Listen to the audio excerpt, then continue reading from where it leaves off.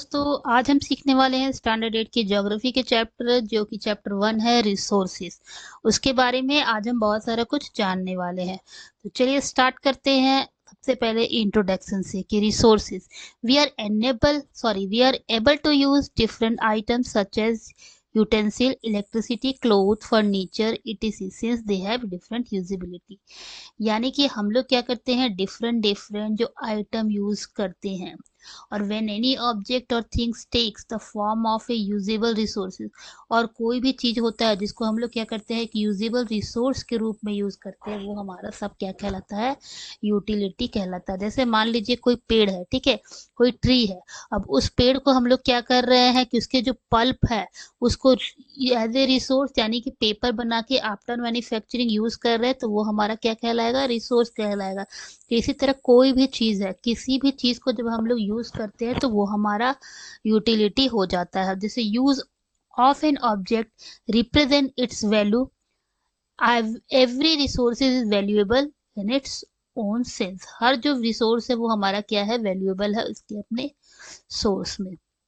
Resource and value, resource का value कब बढ़ जाता है, कब वो वर्थ के रूप में आ जाता है। जैसे मान लीजिए कोई चीज है जिसका हम कोई यूज नहीं कर रहे हैं, ना एक्सट्रैक्शन के रूप में यूज कर रहे हैं और ना ही आफ्टर द मैन्युफैक्चरिंग यूज कर रहे हैं, तो वो रिसोर्स की कोई वैल्यू नहीं रहती है। लेकिन जब हम लोग रिसोर्स को यूज करते हैं और यूज करके उसको या तो अर्न करते हैं या उसके लिए हमें पैसा देना पड़ता है, तो वो हमारा वर्थ बन जाता है। The meaning of value is worth. The importance of A resources lie on the economic value. जब वो इकोनॉमिक वैल्यू में कोई भी रिसोर्स हमारा कन्वर्ट हो जाता है, जैसे हम लोग क्या कर रहे हैं, एक ट्री लगा रहे हैं, ट्री लगाने के बाद उसके पल्प से हम लोग पेपर बना रहे हैं और पेपर को फिर क्या कर रहे हैं, लोगों तक पहुंचा रहे हैं और उससे बुक, कॉपी, नोटबुक ये सब यूजेस हो रहे हैं, बच्चे यूज कर रहे हैं, हर कोई यूज कर रहा है, तो वो हमारा क्या हो गया, वर्थ हो गया।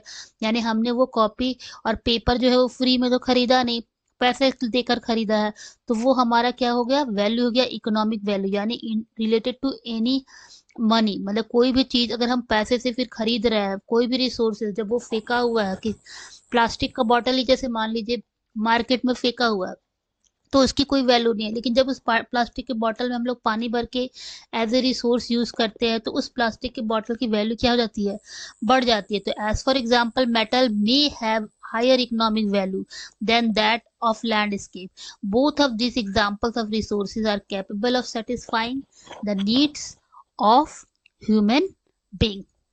Next हमारा कहता है कि the economic value of some resources changes with time. कुछ इकोनॉमिक वैल्यू जो है रिसोर्सेज का वो चेंज होता है, किसके, टाइम के साथ होता है। As for example the herb that our grandmother suggest for certain illness may have no commercial value in today time. However, if you get these remedies and herbs patented and sell it with the help of medical form, the economic value of those remedies and herbs would increasely directly.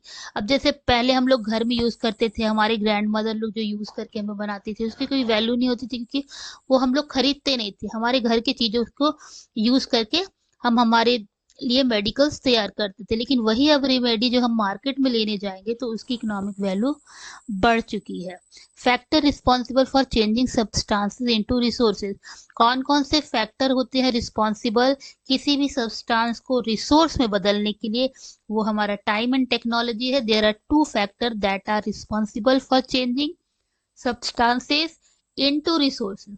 मतलब substance से लेकर resource में convert होने के लिए कुछ factor जो है वो रिस्पॉन्सिबल है। These are time and technology. ये हमारा कौन सा फैक्टर है, ये हमारा है time and technology. These are time and technology both are important for completing the needs of people. किसी भी लोगों के नीड्स को फुलफिल करने के लिए दोनों ये जो है इम्पॉर्टेंट है, क्या, time and technology. Even we people are an important resource, और पीपल भी क्या है, इम्पॉर्टेंट रिसोर्स है, क्योंकि अगर लोग ही नहीं होंगे तो इस जो रिसोर्स हमारे हैं उसको मैन्युफैक्चर कौन करेगा, उसे लोगों तक कौन पहुंचाएगा। तो ये हमारे जो लोग हैं, जो पीपल है, आप और हम हैं, ये भी हमारा क्या एक इम्पॉर्टेंट रिसोर्स है। The creation of new resources have taken place only because of ideas. अब कोई भी न्यू रिसोर्स है वो अपनी जगह पे जा रहा है, या फिर वो आगे बढ़ रहा है, या इसका वैल्यू हो रहा है, या वर्थ हो रहा है, या डिस्कवरी हो रहा है, किससे हो रहा है? तो knowledge and inventions carry on by the